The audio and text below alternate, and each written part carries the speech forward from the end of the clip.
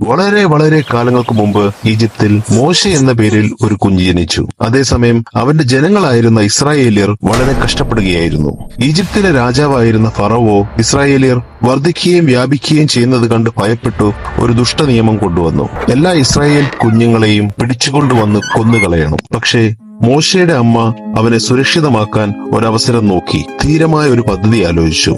അവൾ മോശയെ ഒരു കൊട്ടയിലിട്ടു അത് നൈൽ നദിയുടെ കരയിലുള്ള ചെടികളിൽ മറച്ചുവെച്ചു. ഫറവോയുടെ മകൾ അവിടെ എത്തി.